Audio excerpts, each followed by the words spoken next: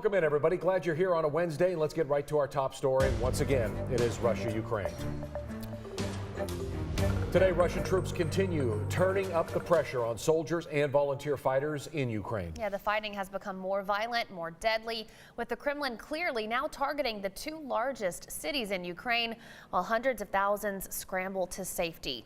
Jay Gray has been following the situation and has more for us from the Polish-Ukrainian border.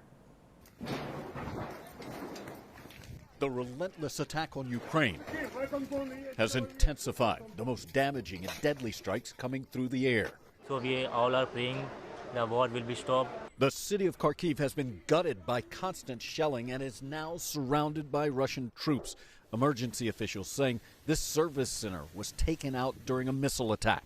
Kyiv is also a primary target, though a senior U.S. defense official tells NBC News a Russian convoy that stretches for 40 miles outside of the capital city has stalled, facing fuel and food shortages.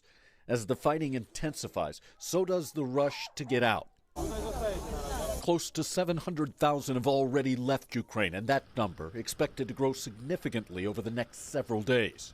And this is a big tragedy for me to leave my city, and actually I don't know am I going to come back or not, and I don't want to leave, but it's completely dangerous to stay here.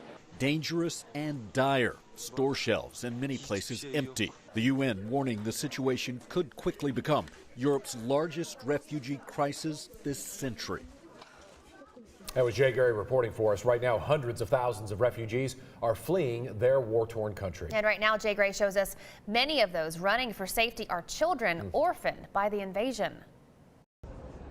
Good afternoon, and look, we're in the Przemyśl train terminal, about 3 miles or so from the border crossing here. We've been granted special access to this area by the Polish army for what they're describing as a special mission this evening. Come with me, I want to show you what's going on. This train, 16 cars long, just pulling into the station here, and it's filled with people who have moved from the Odessa region along the coast into Poland, fleeing the violence there. It is filled with predominantly women and children, more than 2,000 children, we are told, and many of those children are orphans. So they're trying to get these kids out into safety. It's something they've been working on for quite some time here, and it's come to fruition as this train pulls into the station. That's the very latest here along the Poland-Ukraine border. I'm Jay Gray.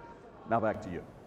So many of us here at home are now wondering how we can help. Certainly, but the very sad news is several Ukrainian-Americans told us today Russian rocket attacks would actually have to stop for help to even be able to get to the ones who need it most. 6 News reporter Andrew Moore describes the situation that they are facing. Andrew, it's pretty grim. Yeah, many Ukrainian-Americans in Texas still have family back home in Ukraine, and they have spent the last few days in terror. The ones I spoke to today say civilian areas are being targeted deliberately, and peace is no longer an option in this conflict. Valentina Schneider told me families have been standing in line out in the cold trying to get out of the country. She's part of a Ukrainian group in Austin that is working to get support, and they are asking people to support the UN Crisis Relief Fund and Red Cross, among others. The problem is humanitarian aid can't get to these cities if they are under rocket fire. Schneider says Kiev is always under rocket fire. Ukraine also reported a cruise missile hitting a residential area earlier today. Until someone else stands up to Russia, Schneider fears this won't stop. As I said, cruise missiles, vacuum bombs, cluster bombs that are used on civilians, on the buildings, on the hospitals, on the daycares. It's just unimaginable. Meanwhile, some Western countries still hope for a peaceful resolution, but the Ukrainian-Americans I spoke to today say that's no longer an option because of Russia propaganda. Hear more about that coming up at 6 o'clock, guys. All right, Andrew Moore live in the 6 News studio with that report. Thank you, Andrew.